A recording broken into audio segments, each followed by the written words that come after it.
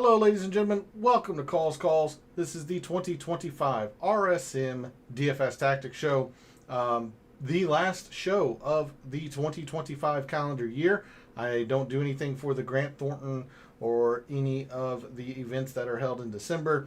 So this is the last show, at least regular show for the 2025 calendar year. Still debating whether I want to do a salary preview of 2026.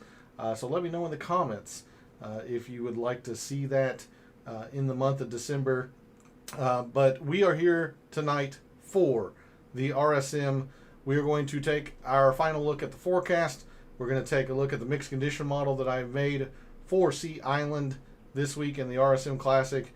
We'll cover my rankings, and of course at the end of the show, we'll make some lineups. So let's get right into it, shall we? All statistics provided tonight and every night are from FantasyNational.com. It is the best golf analytic tool out there for your money. Go check out FantasyNational.com. You will not regret it. In the description of the video, there are links to all of the social media. First off, my X and Instagram, where normally I post research every Monday regarding some course info, patterns of previous winners, things of that nature. Didn't do anything for much of the fall, considering these tournaments are very inconsistent and somewhat new for most of them, but normally and especially starting in 2026 again, if you want to see the weekly research that I do on the PGA Tour, give me a follow at your preferred social media site. X is also where I place my weekly betting cards and top player usage in the DFS contests I play. That comes out every Wednesday after the DFS Tactics show, so that'll be out later this evening after the show tonight. You want to see the players that I've wagered with my own money and the players I'm using most often in my lineups, give me a follow over at X. Lastly, for social media, Gabe's handle's in the description. He writes a great article called The Fringe. I can't recommend it enough. And if you are subscribed to his article, you're going to get his deluxe version, which comes out every Wednesday, early on Wednesday, which has his projected ownerships, top plays, top values, all of that.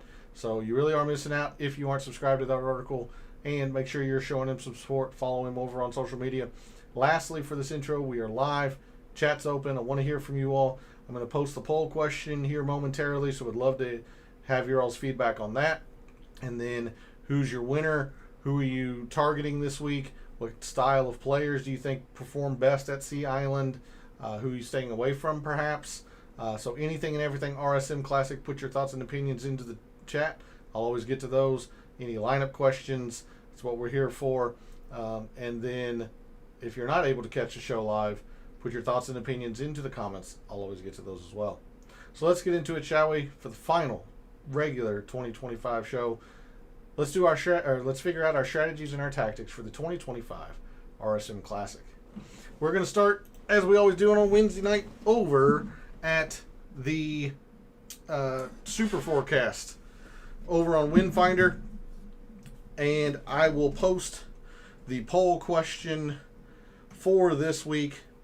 Pretty simple, but one that you need to think about in terms of how you want to attack this week, in terms of your thought process, how easy or difficult you think it'll be with a two-course rota, Plantation course being the easier of the two.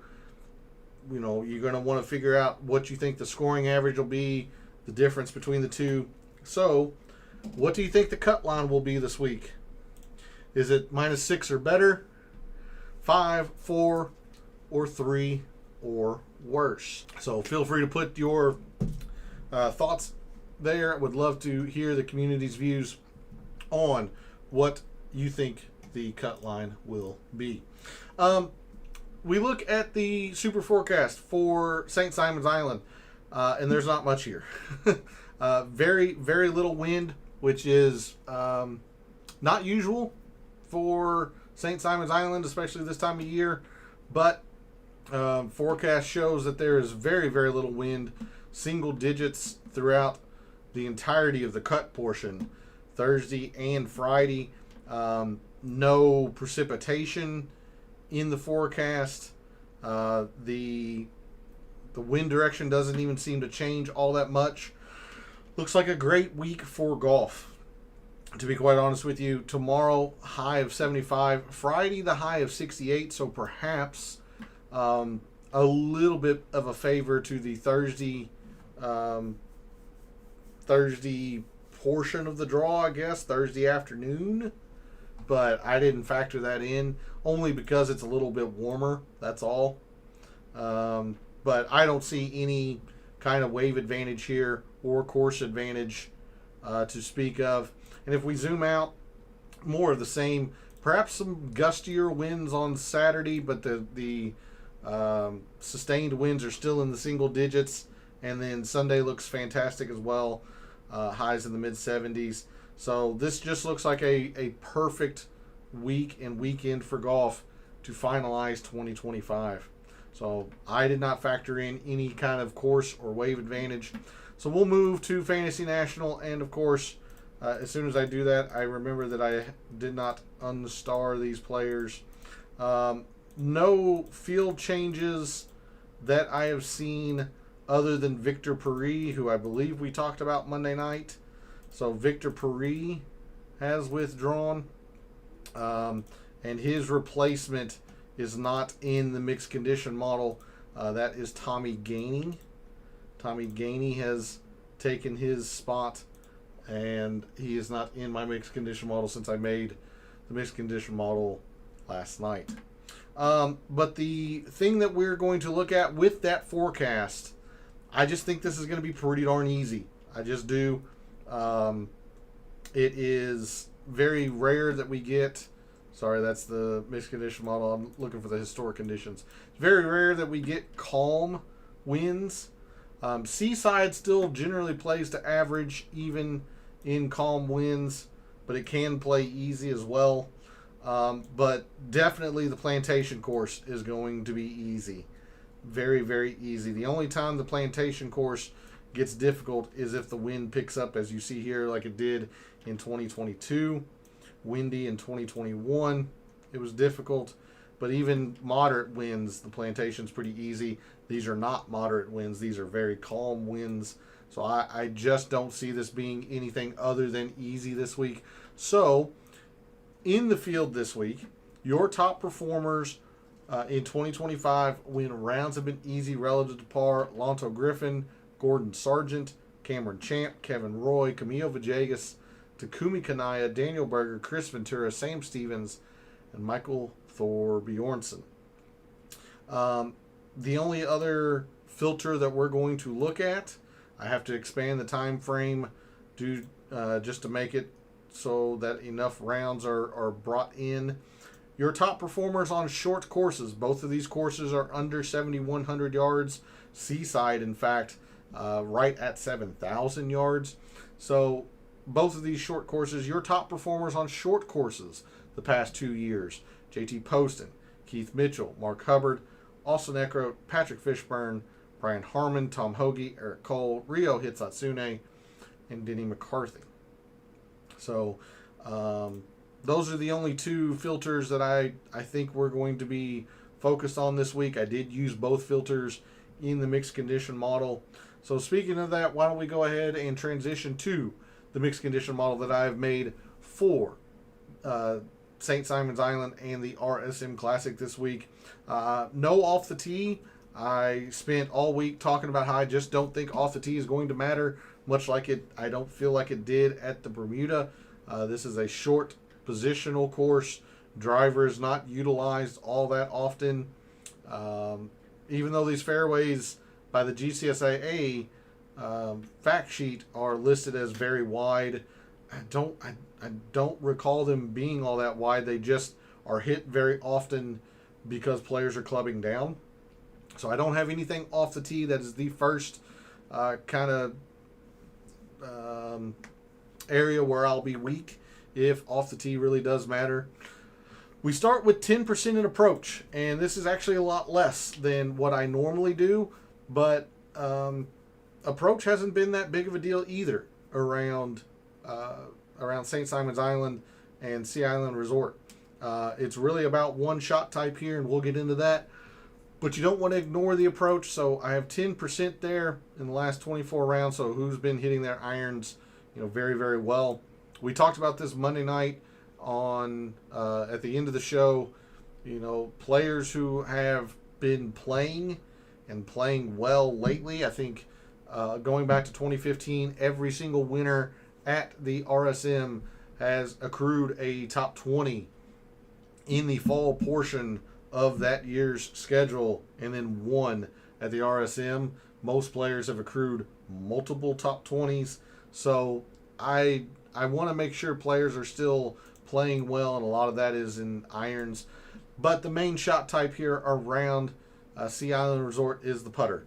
This often does turn into a putting contest just due to the fact these greens are large. Both courses, the greens are large. They're easy to hit.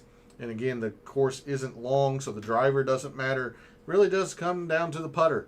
So I have several putting metrics in the mixed condition model this week. First off, 5% in just total putting in the last 36 rounds. Who has just been performing well with the putter recently? So that's 5% in the mixed condition model. 10%, and you see the multiple course filter, multiple season filter. This is on TIFF Eagle Bermuda, just like we did for the Bermuda Championship last week. 10% on TIFF Eagle Bermuda, who puts this specific surface very, very well. Yes, the RSM is included in this small sample size, but the other courses are Bay Hill and the Plantation course, PGA National. So if players consistently putt those courses well, there is something to be said about their acumen on TIFF Eagle Bermuda. So I want to make sure we give enough weighting to perhaps some TIFF Eagle Bermuda specialists. 10% there. 10% in opportunities gained. Again, these greens are large, so it's not going to be enough to just hit the green. You're going to have to hit or give yourself plenty of opportunities to go low. Most winning scores here are into the 20s. You're going to have to give yourself a lot of opportunities, make a lot of putts. 10% in opportunities when rounds are easy relative to par. And then 2 different birdies or better gained. Again, I just think this is going to be really easy this week with a lack of wind. So 15% birdies or better gained when rounds are easy. Look, when everybody's going low, who is going the lowest of low or who is doing it most often? 15% in birdies or better. This is my preferred method to match a scoring metric with a scoring filter. But I mentioned this Monday night that I would probably look at birdies or better on short courses, and I ended up putting that in the mixed condition model. 5% birdies or better gained on short courses. Look, some guys like Kevin Kisner, like Brian Harmon, they are just much better on short courses because they lack a lot of length. So I want to make sure that I give enough credence, proper weighting to players who just generally play shorter courses well. I didn't want to overweight it because I much prefer the scoring, matching the scoring metric with the scoring filter. But 5% birdies are better on short courses. So all in all, I do have 20% in birdies or better, and then kind of a hidden 10% opportunities gained as well. 5% procs 150 to 175, even though the data didn't really back that up as far as being very important for the players who finish in the top part of the leaderboard. It's hard to ignore that the majority of your approach shots come from 150 to 175, 125 to 150 could have been thought of as well, but with most players leaning back off the tee, I leaned 150 to 175, 5% there. This could be an area where I'm weak. If 125 to 150 matters, if 175 to 200 matters, if players are hitting irons off of tees instead of maybe 3 woods and 5 woods, I'll be weak. But this is generally what I feel is the most important proximity length at Sea Island. So 5% there. 10% par 3s, especially on Seaside. Par 3s are extremely important. There's only 2 par 5s on Seaside, and that course has seen 3 of the 4 days. So the par 3s are going to have to be played very, very well. Most of our former top 5s and top 10s have played par 3s extremely well. 10% in total par 3s. We also looked at this Monday night and saw that there wasn't really a particular range that mattered the most, despite the fact that half fall under 200, or over 200, they actually do a pretty darn good job of moving tees and pins around. Like 179, a lot of times will play a lot shorter. 204 will come under 200 some. 192 will go over 200 some. Even the 223 gets stretched every once in a while. So no real range that's most important for the par threes, just total par threes. And then the last little bit of the mixed condition model, 10% in the short 350 to 400 par fours, 15% in the 400 to 450 par fours. It might be a little bit surprising to put so much weight into the 350 to 4, considering there's only one that measures there on the scorecard. But if we take a look at several of these shorter par fours, 415 easily could come under 400, 409 easily could come under 400 yards, 408, 407. And then when looking back at historical data for the RSM, this 350 to 4 actually does play a pretty decent role. We're going to go on a bit of a tangent here, or our lean this week, much like the Bermuda, in the sense that we're going to put some emphasis in these very short par fours and trust that the historical data will steer us straight. Last year was quite a bit of an outlier, so we're going to hope that it returns back to normal this year. 10% 350 to 4, 15% 400 450, and not to be outdone or forgotten about, we're going to look at some three-putt avoidance. Since these greens are so large, three-putt avoidance, or three putts happen here somewhat often, at least a lot more often than the average tour event. So three-putt avoidance is going to be pretty important, and that's the last little bit of the putting. So you can see I've got 20% in just putting statistics here, which is a lot for me. You know, you can absolutely think about some putting in the birdies are better gained as well. There's some hidden putting in that. So a lot of putting in this mixed condition model.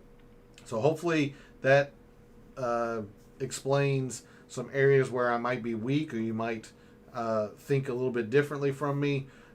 In case the tournament plays differently than what I'm thinking, you know, if it ends up being more difficult, I'm certainly going to be very weak to that, because I think it's going to be very easy if the par fives matter, if off the tee matters. But hopefully that gives you the thought process and the explanation on what I was thinking and why I included what I did this week for the RSM. So with that, we'll move to Microsoft Excel, the reveal of my rankings for the RSM. And or for your information, if you're a new viewer, as a reminder for returning viewers, my rankings are based on 3 criteria. The Fantasy National rank, which is a straight numerical ranking based on the mixed condition model we just talked about, metrics, percentages that we just went over. Fantasy National will spit out a rank. Course value is an attempt at giving a player a numerical value at how well they've played that course the past 5 years. Players like Denny McCarthy have a very low course value. Players like Kevin Roy, Brant Snedeker, Jacob Bridgman, players who haven't played well here, have a pretty high course value. And then the last portion of my rankings are projected ownerships from Gabe. And since we're playing DFS, we're trying to find unique options off of our fellow contestants. I do factor in some projected ownerships, and that's why you see perhaps Michael Thorbjornsen falling a little bit more, even though he's got a good course value. He is the most projected owned player, so that hurts him. Rico Hoey, second most projected owned player, that hurts him. So those are the 3 criteria, the 3 factors that go into the mathematical equation, if you will, and then spits out my rankings. So my rankings for the RSM, a little bit surprising, considering 6K play, 6,900. Taylor Montgomery is my number 1 player. Denny McCarthy, Mark Hubbard, Jesper Svensson, and 6,300 Paul Peterson. rounds out my top 5. Now, I was really high on Paul Peterson last week. He did make the cut. Kind of struggled on the weekend with all the wind. But, again, RSM is fairly similar. Short course, coastal, same putting surface. So it makes a lot of sense why Paul Peterson would also be high if I was high on him last week at the Bermuda. So there's my top 5. 6,700. Andrew Putnam is 6th. So 3 6K plays in my top 6. That's fairly bold. I don't know if I'd go that high or that much with it, but that's what the mathematical formula spit out. Andrew Putnam 6th, Chris Kirk 7th, Michael Thorbjornsen, Daniel Berger, and Sami Valimaki round out my top 10. Let's start with the 3 6K plays. I talked a little bit about Paul Peterson, but I mean, you look at it, he's been pretty solid lately. Like these 400 to 450 par 4s, he's pretty good in relation to the field. He's top 10 in this field, putting on the surface. First in this field in par 3s. So, and par 3s are going to be very important at Seaside. Very good on these short par 4s. So there's a lot to like with Paul Peterson. He's probably the biggest surprise. Taylor Montgomery is getting quite a bit of a look in the 6Ks. 8% makes a lot of sense. The number 1 putter on this surface, the number 1 putter in the last 36 rounds in this field. Anytime you're factoring in a whole lot of putting, Taylor Montgomery is going to rise significantly. The only thing that's holding him back is the proximity length. He's pretty bad from 150 to 175, but plays well when it's easy, plays well in calm winds. I'm not surprised to see him rate out so high. I'm a little surprised to see him first. But, you know, every time I try to back Taylor Montgomery, he generally doesn't play well. In times that I stay away from him, he generally does play well. So this is probably your caution, enough of a reason for you to stay away from Taylor Montgomery since he is number 1 in my rankings. But I will be playing him since he is number 1 in my rankings. I love Denny McCarthy this week. I don't necessarily like him to win the tournament, but I do think he will play well. He has been very consistent, very good at Sea Island. Mark Hubbard 3rd, again, a little bit surprising. Very good on these short par 4s. Approach has been good, but I wouldn't have Mark Hubbard 3rd by any means. Jesper Svensson's a little surprising, but I've talked about him for the past couple weeks. Good on these short par 4s. He plays well when it's easy, and he's actually pretty darn good on this specific surface, Tiff Eagle Bermuda. So don't be surprised if Jesper Svensson plays well. Talked quite a bit about Peterson. Putnam I was really high on last week. He made the cut, and he was actually doing okay until Sunday in that horrendous wind, and he shot, I think, 80 on Sunday. Dropped him to near the bottom of the leaderboard, but he was actually in the top 35 or so he wasn't playing all that bad. He had one horrendous day, so it makes a lot of sense to see him up here. Chris Kirk, Georgia guy, he generally plays pretty well at the RSM. Thorbjornsen I'm all over. Berger played well last year here in one try. Sami Valimaki's been good lately. So there's a look at my top 10. Enough rambling there. Let's sort on the price board, figure out where our fellow contestants seem to be going at various areas of the price board and how we can maneuver around them. So in the 5 digits, in the 10Ks, we have 3 players this week. We have Harris English at 10.5, Michael Thorbjornsen at 10.2, Siwoo Kim at 10.1. Now, based on my rankings, you would think that I am off of Harris English. I am not, actually. I am going to play a little bit of Harris English.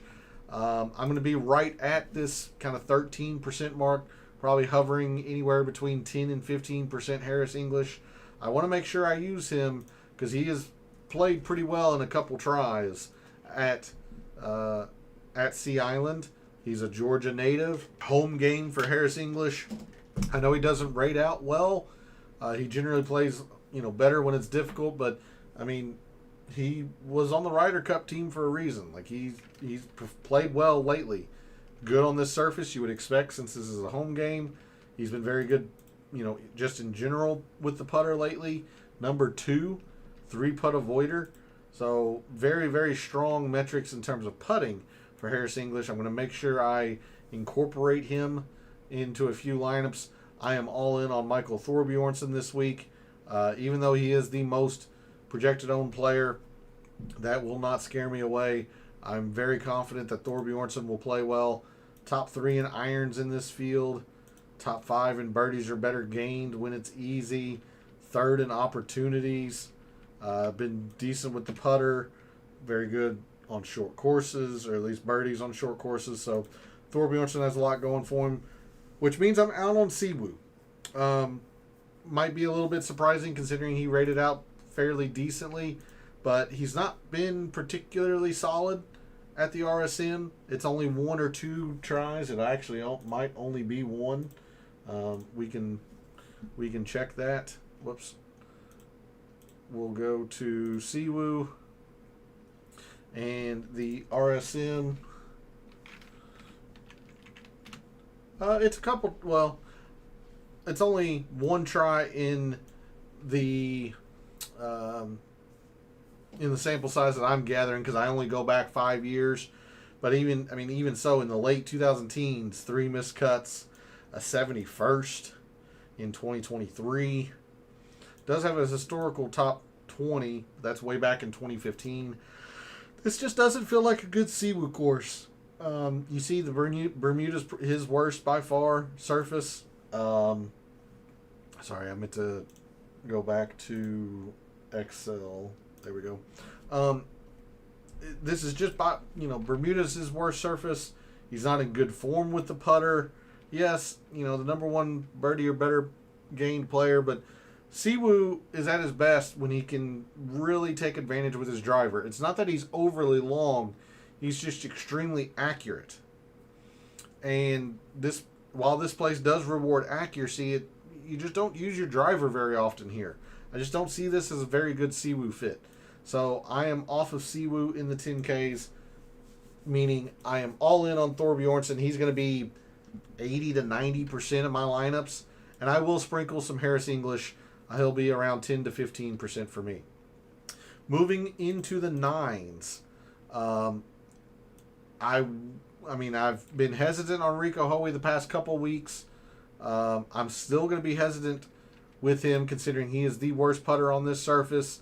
He is in one of the worst forms for putting, one of the worst 3-putt avoiders, but he's been solid basically everywhere else. 2nd in irons, 10th in opportunities, top 10 in proximity, 150 to 175. So, he's playing very, very well in the fall, which is, a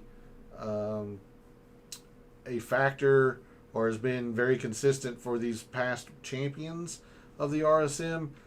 I just don't trust that the putter is going to be good enough to propel him to a win. Do think he could play well. I'm just scared of the putter. I will play him. Don't get me wrong. I'm just going to be under this 17.5%. Elsewhere in the 9s, Denny McCarthy, not necessarily the pivot in the area, but nowhere close to Rico Hoey or Brian Harmon's ownership, and trailing behind JT Poston even. I'm all in on Denny McCarthy as well. I'll tell you right now, Michael Thorbjornsen's in 80 to 90% of my lineups. Denny McCarthy's in 75 to about 85% of my lineups. I would say most of my lineups are starting Thorbjornsen and McCarthy. I just love the combination of these two. I love the fact that McCarthy's only 13.5% projected ownership. Very good on the short par 4s. We all know about his putting. He's good on the surface, even though bent generally is his best. We all know that he's one of the best putters in the world. 3-putt avoidance, yes. He gets plenty of birdies on short courses because he's not overly long. I do like this course fit. He's played well here in multiple tries. So I love Denny McCarthy. I'm going to play quite a bit of Denny McCarthy. I'm going to be extremely overweight on Denny McCarthy. Harmon I wanted to like, but a little concerned. He hasn't been good in par 3s lately. His irons haven't been the best lately. This makes a lot of sense as a course fit for Harman, and he's played fairly well here. I just don't like the form he's in, so I stayed away from Brian Harman. I will sprinkle a little bit of JT Poston, much for the same reason of Brian Harman. This is a very good course fit for JT Poston, and he's played okay here. He's in better form than Brian Harman, I would argue. With the putter, birdies are better, definitely in the par threes.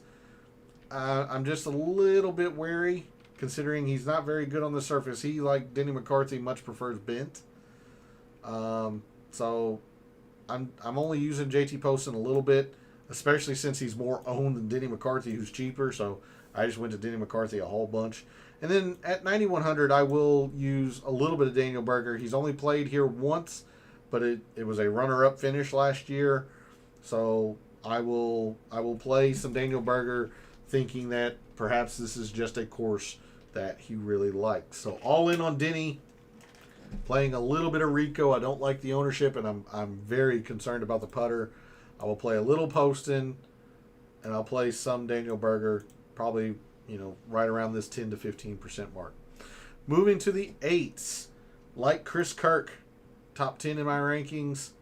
He's played well here in a couple tries. A little bit popular for my liking, but makes a lot of sense. Top 5 in par 3 performance in this field. Decent enough putter, although the putter hadn't been great, in form lately. Decent enough on this surface, you would expect, since he's a Georgia native. Top 10 in irons. Plays these shorter par 4s well. A lot to like here with Chris Kirk. He is somewhat popular. He is the most popular, or second most popular 8K play. So just be mindful of that. But I like Chris Kirk.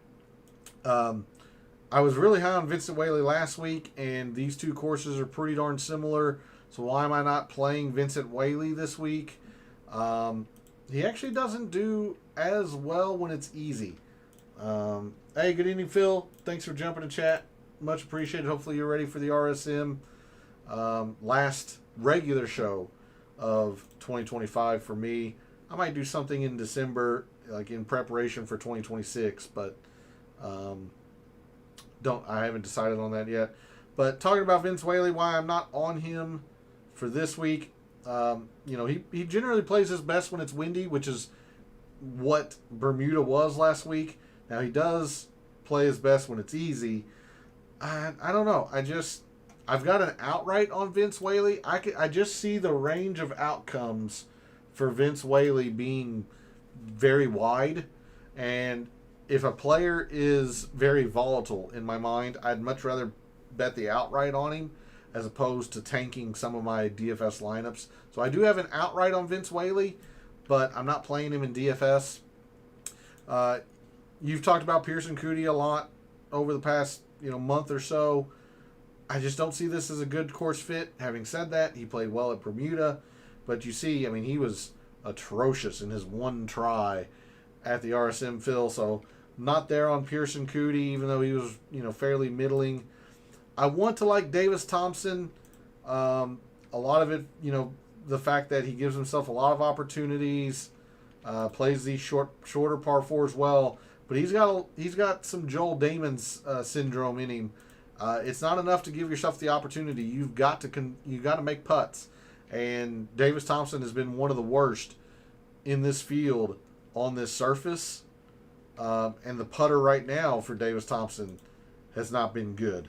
So that gave me a lot of concern. He is the number one, 150 to 175 prox player. So I did play some Davis Thompson with the amount of opportunities he gives himself. The irons have been okay, but that putter, much like Rico Hoey, really scares me. And at the RSM, you've got to putt to contend. So I really limited my use of Davis Thompson. Kuchar's good. I don't understand why Kuchar's only at 10 or 9% projected ownership.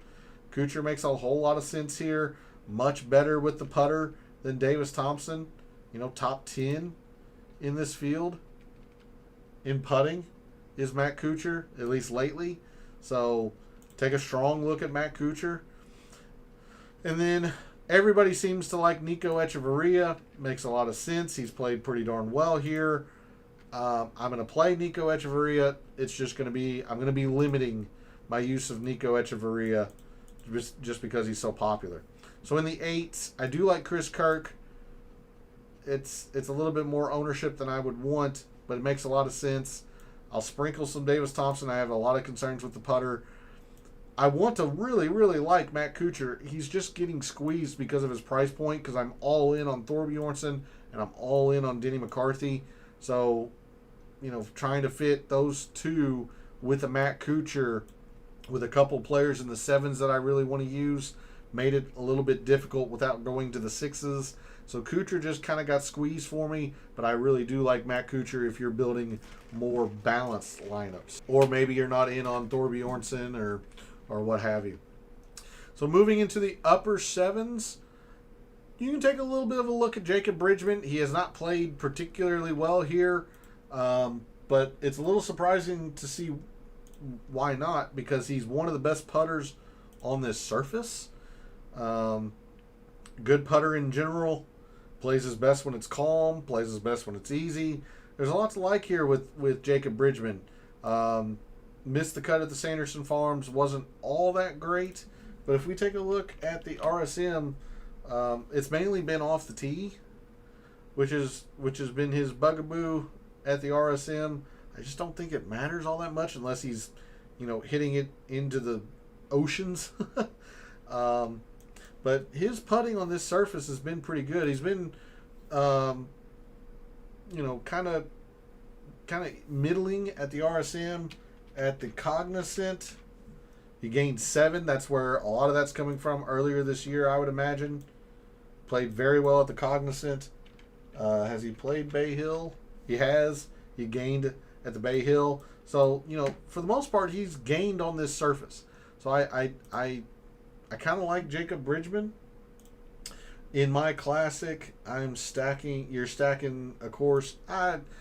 Considering that the wind is so negligible this week, according to the forecast, there's very little wind either day. I would just play the guys you think are going to be the best at Seaside, really, because that's where you play 3 of the 4 days. Now, if you're talking like first round leader, or if you're talking showdown, then yeah, I would kind of focus on Plantation. But there wasn't enough in the forecast for me to say that there's enough wind to really factor courses. So I didn't factor it in, Phil. That's what I can tell you. Despite his ranking, I'm going to play quite a bit of Mackenzie Hughes. He is a little bit popular, but he's the strokes gained total leader here. Top 5 putter on this surface. He's not in the best of form lately, clearly by the fact that his proximity isn't great. He's actually not 3-putt avoiding very well. There's just something about this course that he really likes. He's a former champion. He's finished second twice in the past 5 years. Has another top 5. I'm going to play quite a bit of Mackenzie Hughes. It is a boom or bust play, considering he is either top 5 or missed the cut. There's no in between. I'm just going to trust that the putter cooperates, because that's what Mackenzie Hughes is all about. You're hoping for wind tomorrow. Well, you and I are quite different then, because I have based my entire mixed condition model on there being absolutely no wind based on the forecast. It looked like it was single digits, even in terms of gust on Friday. Even so, Friday looked like it was very calm. Single digits gusts. It didn't appear like any gusty winds were coming in until Saturday. But then again, that's the forecast. It's not set in stone. So we'll see. Hey, good evening, Pete. Thanks for jumping in chat. Much appreciated. Last regular show of 2025. Glad to see you in chat. Hopefully you've been well. Might have a show in December doing like a 2026 preview, but haven't decided on that yet. But hopefully things have been well with you. Thanks for stopping in the chat tonight. How have things been going in your neck of the woods. So despite the ranking, I want to make sure I highlight Mackenzie Hughes. I am going to play quite a bit of Mackenzie Hughes despite his ranking. Phil, you asked about Patrick Rogers earlier this week. I will play him once. He's been okay here. He's very unique, so I'll make sure I have him in a lineup. But I was very disappointed in his performance at Bermuda when I was pretty high on him. Yes, he had the bad half of the draw, but I still thought he was going to be pretty solid, and he did not play well at all at Bermuda.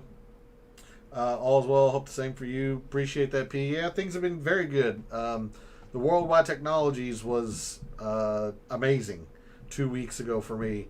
Set a personal record. I finished second in a big GPP. So it wasn't quite, Christmas came early, but it was a very, very profitable week. So I am still riding high from that.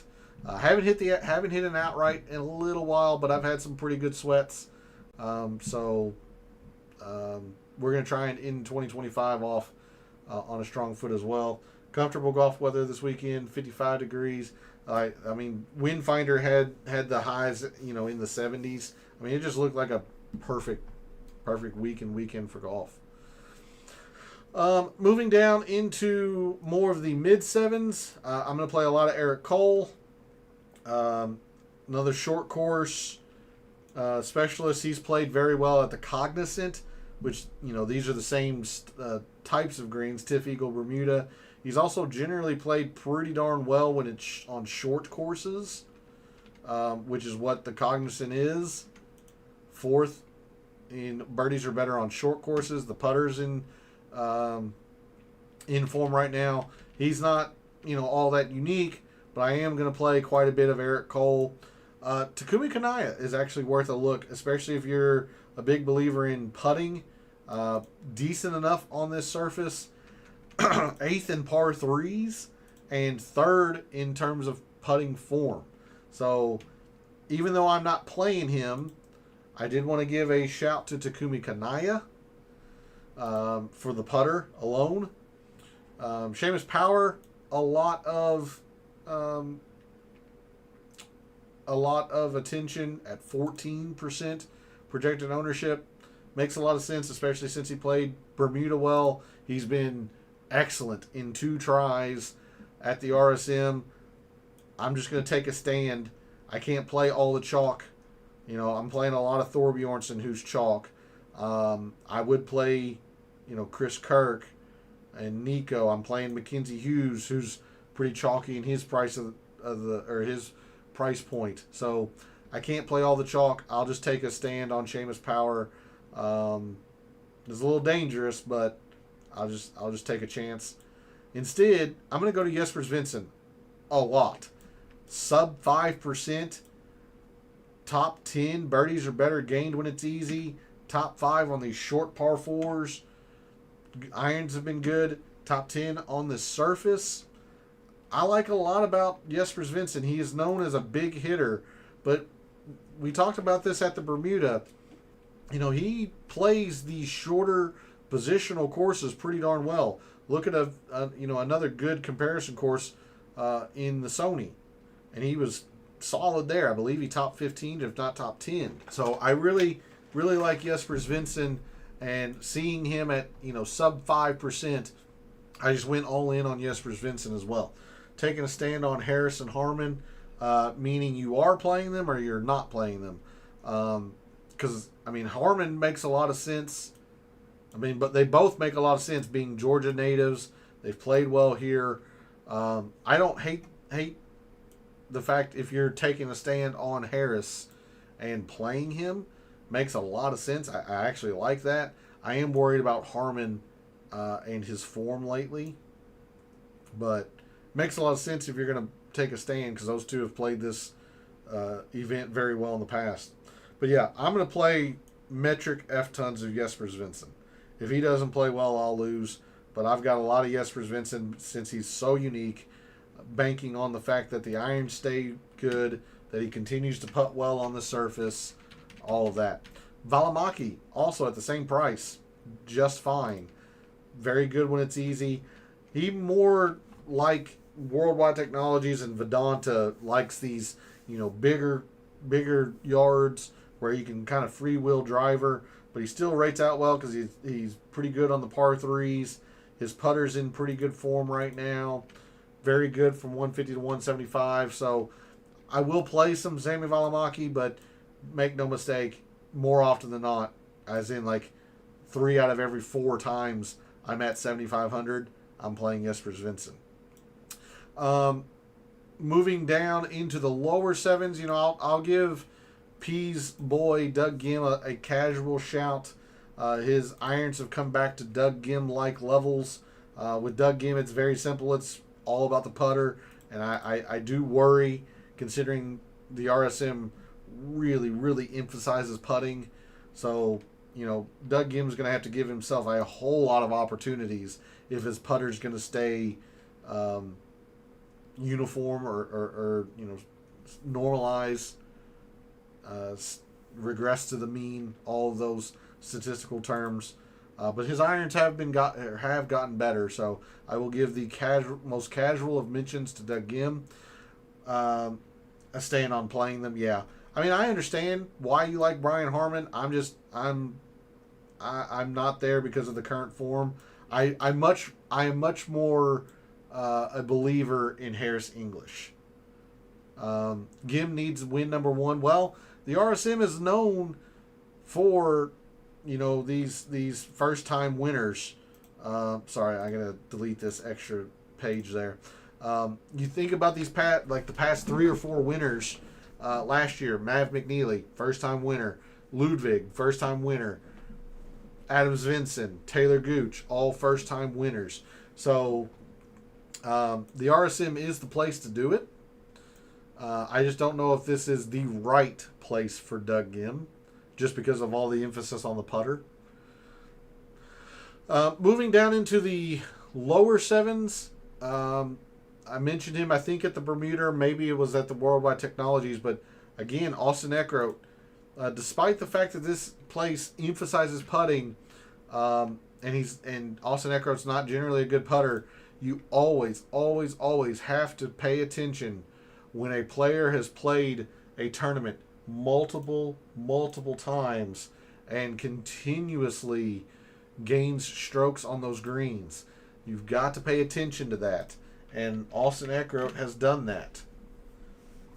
He missed minus 0.3, which is, right at his career baseline, essentially. Gained 1.6 last year on a way to a top 20. He's never finished outside the top 20 at this event. I just like Austin Eckroat this week. If the putter doesn't cooperate, so be it. I'll bank on the fact that he's been pretty good on this surface. Top 10 in irons. Generally plays well when it's easy. So I like Austin Eckroat. Luke Clanton, much like Daniel Berger, only won one tournament here, but he did finish runner-up last year. So I will play him a couple times, thinking that maybe there's just something about this course that he really, gravitates towards or likes. I'm a big believer in the talent. He just hasn't come through yet. Mark Hubbard being third in my rankings, I wouldn't put him that high. I really wouldn't. I understand why it's rating him that well. Fourth in these short par 4s, top 20 in irons, top 20 in par 3s, top 10 current form with the putter. I don't know. I just can't get excited about a Mark Hubbard, even though he is very, very unique. Instead, at 7,200, I kind of been going to William Mao. He's just kind of been more steady, even though he doesn't have anything elite in terms of these metrics like Mark Hubbard, 4th to 42nd, 20th to 43rd. Mao's just been more just kind of steady, especially in the fall. Like, Mao doesn't have any bad statistic across here. 91st is his worst in these very short 350 to 400 par 4s, but he's even got a couple of elites, and birdies are better on short courses, top 25 putting form. So I've been going to more William Mao than I have than Mark Hubbard. I apologize. I think I was looking at Chris Ventura. So the one bad thing that William Mao has, you can see, just kind of solid, kind of steady. The one bad thing he's got is the 150 to 175 is William Mao. I apologize. I was on Ventura's row when I went through it, but one bad thing for William Mao, but otherwise he's been kind of fairly solid, top 25. Birdies are better when it's short. Short courses, top 25 in these short par fours. So yeah, I mean, kind of like William Mao. At 7,100, we had back-to-back-to-back rankings, 11th, 12th, and 13th for Kevin Roy, Hayden Springer, and Lee Hodges. I've backed Lee Hodges a couple times now. It's been disappointing. So I played each of these guys once just because they rated out well, but I'm not necessarily all that high on them. Who would you pick with 7,200 salary left? I've been going to William Mao. I understand if you like Mark Hubbard. I do. I mean, he's got more of a chance to win, I think. But William Mao has just been more steady. And if you're down here in the 7,200 area, I think I want the guy that is more likely to make the cut. And to me, that's William Mao. But I will say that I think Mark Hubbard has more of a chance to give you a top-end finish if that's what you're looking for. But I also think Mark Hubbard has a better chance to miss the cut. What about Chad Ramey? He rated the worst of these players. You're going to play Chad Ramey if you think around the green is going to be a big factor. I didn't put any around the green in the mixed condition model. It generally doesn't have a big influence at the RSM. Having said that, it did last year. So if there's a new norm being set in the sense that off the tee and around the green matter as opposed to putting, then sure. But I am going to trust that the first 4 years, at least of my data, 2020, 21, 22, and 23, are the norm, and last year was the outlier. That's what I have to trust as a statistician, Phil, until another pattern is set. So if this year, around the green matters and off the tee matters, then maybe there's something about the course that players are exploiting, and then we change our thought process. But I'm not to that point yet. So I'm not going to be looking for Chad Ramey. He is decent on par threes. Third, it's right off your screen. Third in three-putt avoidance. But, I mean, the irons haven't been great. He's not very good at these shorter par fours. I would much rather go to, like, William Mao or even Mark Hubbard. Even Chris Ventura. Chris Ventura has been playing great during the fall. I'd much rather go to one of these three than Chad Ramey. But as I was saying with the 7,100s, back in my rankings, I'm going to play these guys once just because they were so high in my rankings, but I don't want a whole lot of exposure to these guys. And then I kind of like Patrick Fishburne, actually, second in these shorter par fours, top 15 in par threes, top 20. Birdies are better when it's short. I kind of like Patrick Fishburne the most of these guys that have been similarly ranked in the at 7,100. Wild card of Nick Hardy. What is his price? 'Cause I haven't seen him yet. If you tell me his price, there he is. I just saw him. So I'll talk about him in the sixes. And then nobody at 7,000 that I like. So speaking of, let's go ahead and go to the sixes. My number one player in my rankings, Taylor Montgomery. I don't know if I'm all that sold on that, but he is by far and away the most popular player in the 6K, so be aware of that. I am going to play quite a bit of Taylor Montgomery since he did rate out first. First on this surface, first in putting, third in par threes. There's a lot to like with Taylor Montgomery. It's just every time I seem to back him, he falls apart. So that's a little bit of personal bias there. But everything does line up for Taylor Montgomery. Elsewhere in the 6Ks, you can take a look at Andrew Putnam. Again, I was very high on him at Bermuda. He played pretty darn well with the exception of Sunday, which made it seem like he didn't.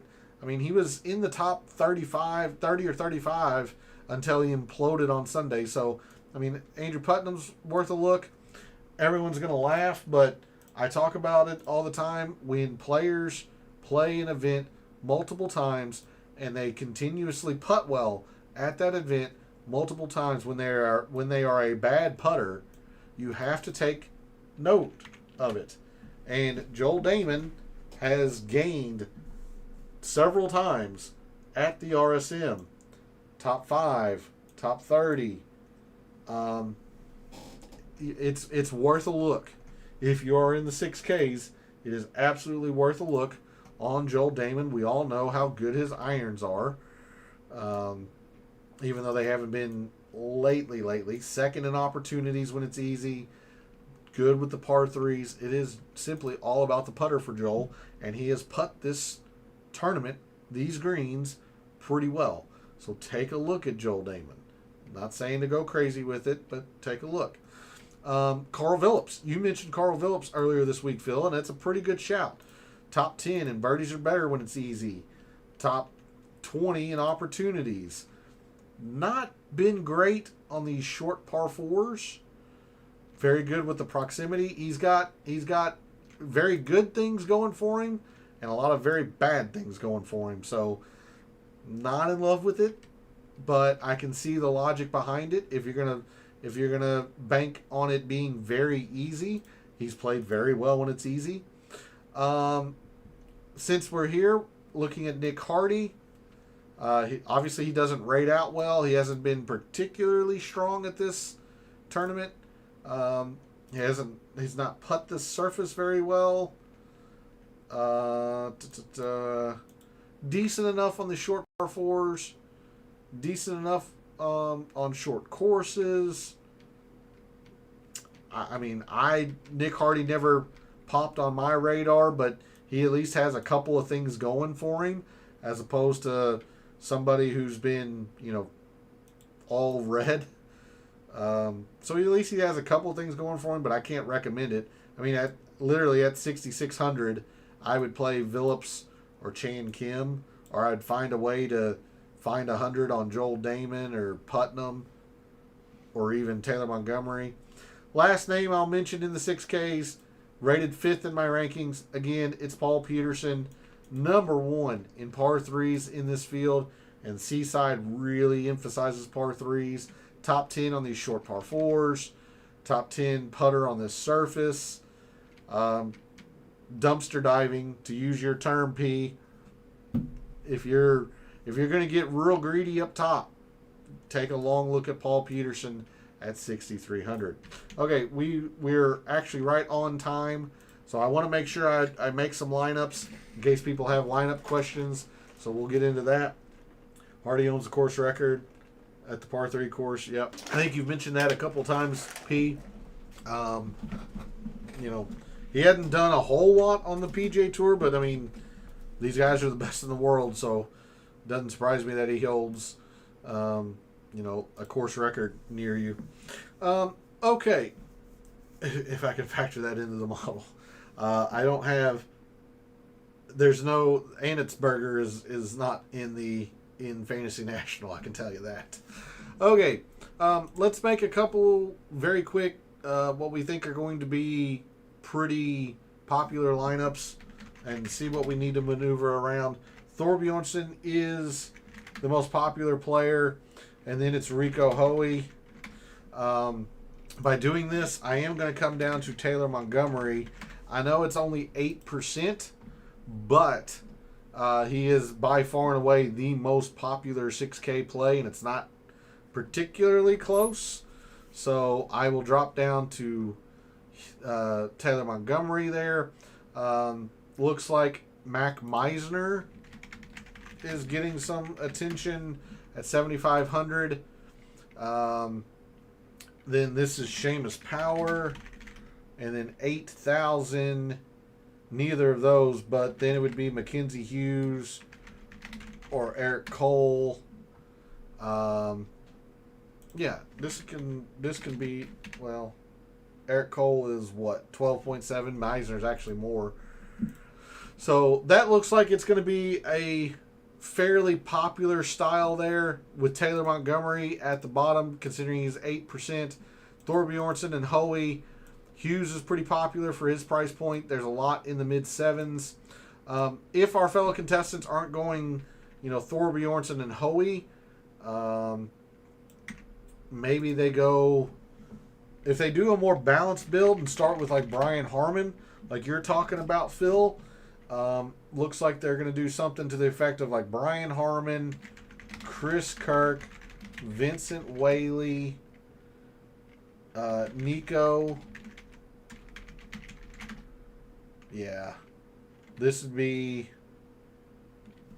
let's get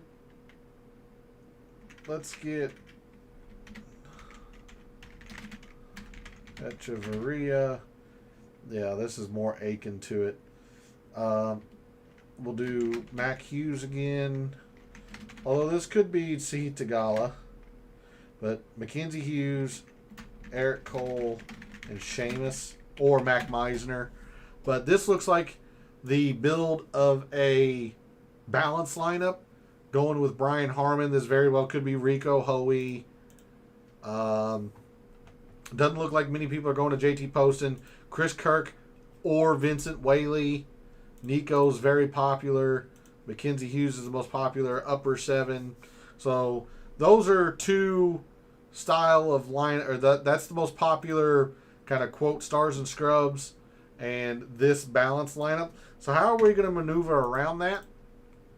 I missed top tier conversation. What are we thinking about Berger's broken hand that won't be fully healed for 3 months? I played him a little bit because he was really good here last year. I mean, if he's still dealing with a broken hand, then I wouldn't play him all that much. I'm going to be quite honest with you. I didn't know he was dealing with a broken hand. But even so, I didn't play him all that much. So take that for what you will. If he is still suffering from the broken hand, I wouldn't bother. So now you got me curious. I haven't heard anything on Berger. But based on those two lineups, how are we going to maneuver around this? Well, I gave you a 6K play that's, very, very cheap. Very unique at Paul Peterson. It is a little bit of a gamble to go down that far in the field like this, but I don't hate the idea of going to Paul Peterson. And if you do that, then you are able to get extra greedy up here. I'm talking like you talked about, Phil, doing a Harris English. I am all about some Michael Thorbjornsen. I don't think Denny McCarthy will fit in this. No, he won't. Daniel Berger is playing the RSM. It is his first start since fracturing his right ring finger on the 14th hole of the third round of the BMW. Berger told me it likely won't be fully healed for another 3 months, but he can't do further damage. Interesting. I don't know who Paul Hodwanick is. Interesting. With that, that's a staff writer for PGA Tour. All right, very good. That's good information to have. If that's the case, then I might back off of Daniel Berger. I might only go down to like 1 or 2 lineups because I think I have him in about 4. So I might cut my ownership of Daniel Berger and maybe play even more Denny McCarthy would be my guess. But thanks for that info there, P. I did not know that by any means. Let's finish this stars and scrubs lineup here real quick. Denny McCarthy doesn't fit in this. Maybe you can squeeze a Matt Kuchar into this. Yeah. I would be comfortable to do this. Maybe you all aren't, but you can squeeze a Matt Kuchar into this. And then there's several players down here in the low 7s that I like. Pick what you like in here in the 7100s. Not really my thing. I'd go more so like William Mao at 72, even 73, Austin Eckroat, Luke Clanton, if you're a big believer in the talent. And then 75 is Jesper Svensson, who I've been really, really very high on. You could also go Sami Välimäki. You know, this is one way to get off of the chalk of a Stars and Scrubs lineup. Yes, you're coming down to Paul Peterson at 6,300, which, you know, is enough of a risk in of itself. But it allows you to get very greedy up top with English and Thor, English and Rico Hoey, English and Brian. Like if you go to what you were talking about, Phil, with Harris English, Brian Harmon, you know, maybe instead of William Mao, you can come up to 7,800 Patrick Rogers if you're a big believer in that. Eric Cole, you know, and you're still nowhere close to that 85% total ownership that we saw, because you're using Paul Peterson, you're using Jesper Svensson, who I'm very high on. But that is only one way of a lineup that I've been doing it. I've only done that a couple times. I will say 80 to 90% of my lineups have started this way. Yes, Thor Bjornsson is the most popular player. That's fine. I'm very confident in his performance this week. I'm going to go Thor Bjornsson, Denny McCarthy, and then from here, this is kind of why Matt Kuchar got squeezed.